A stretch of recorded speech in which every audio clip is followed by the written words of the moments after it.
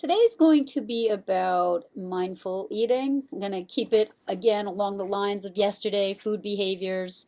And so, one of the things, I'm going to share three quick things with you. One is a friend of mine years ago used to always say to the family at dinner, everybody, like eat, you have to eat 30, you got to chew 35 times. And I remember being like, 35 really seriously, like we actually did it as a challenge to even see if we could do it. But I remember at that time I was so used to eating my food like in one bite, one or two, three bites. But I'm really happy to say that I might not be at 35, but I'm definitely moving on from one, two, and three bites. That's for sure.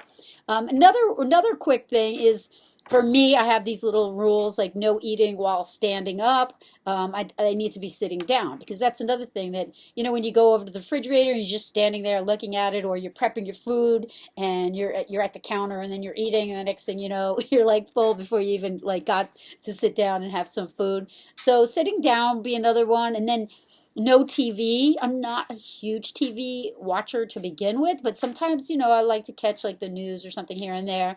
And if I do it while I'm eating, then as soon as I'm done eating, I'm like, oh, did I eat? Like it doesn't register as being fulfilling because I was too focused and distracted on whatever it was I was watching, and then I end up wanting more.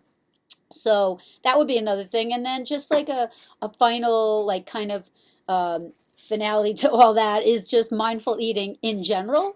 Mindfulness is my word of the year. What's your word of the year?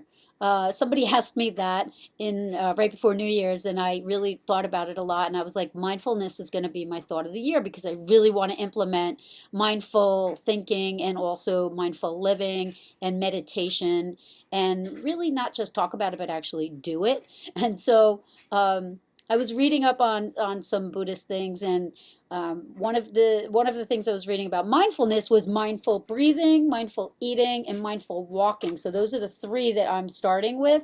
And as far as mindful eating, what he was saying was to really think about where that food comes. And this is such a lovely exercise. Is sure who prepped it and brought it to you, like, if it was you yourself that you cooked it, great. That's a gratitude, self-gratitude. But also if there's other people preparing your food, or who, especially right now, like who gets your groceries for you, where does that come from? Who's in the stores, especially right now, again, stocking and doing all that work? Where did the production of the food even begin? And from even the seed to the farmers and all of that, and the food production. It's just really like a long haul of gratitudes, and especially today, it's all about gratitude. And I am very grateful, and if I could be more mindful, that would be something that would help me, and that would be my overall tip for the day.